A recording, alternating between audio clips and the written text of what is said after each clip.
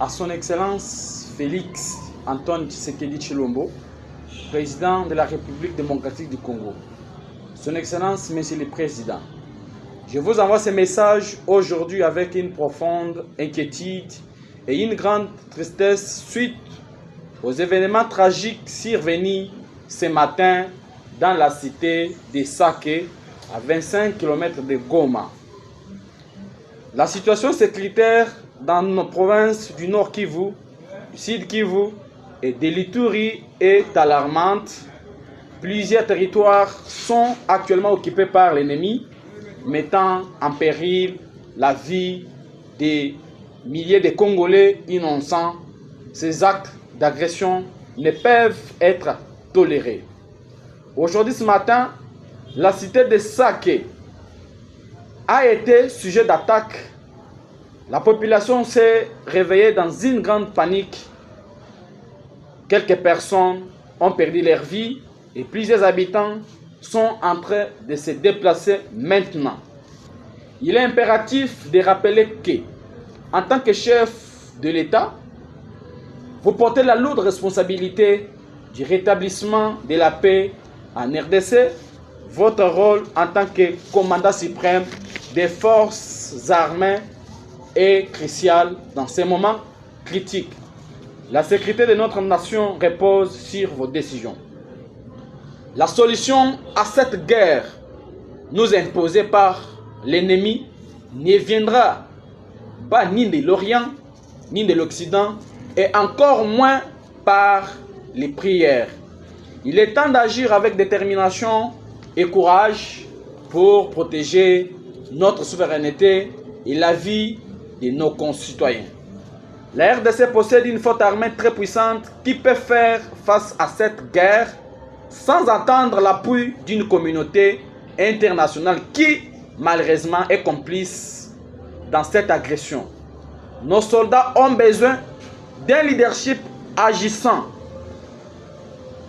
afin d'appuyer les efforts de nos voyants soldats qui sont au front. Il est également impératif de souligner que vos voyages à l'étranger ne devraient pas être prioritaires alors que notre pays est agressé. Votre présence ici dans le pays et vos décisions sont essentielles pour galvaniser notre peuple et nos forces armées dans cette lutte. Nous savons tous que la RDC manque d'armement, de munitions et d'équipements militaires adéquats. Il serait judicieux de réduire les trains de vie des institutions budgétivores afin que ce fonds puisse servir à soutenir les FARDC et les Wazalendo qui se battent courageusement au front. Face à l'hypocrisie et à l'échec dans plusieurs initiatives diplomatiques, je vous informe que seule la guerre sera la solution viable à cette crise. Nous sommes prêts à prendre les armes pour sauver notre pays. Si tel est le chemin, nous devons emprunter désormais. Il est temps pour vous de prendre vos responsabilités immédiatement et de déclarer la guerre au Rwanda comme vous l'avez promis lors de votre campagne électorale. Et nous sommes prêts.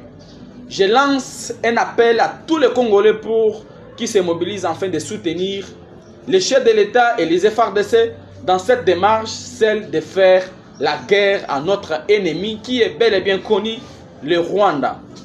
Nous devons apporter un soutien indéfectible dans les domaines financiers, alimentaires, matériels, ainsi que nos pensées pour garantir notre victoire et sauver notre patrie.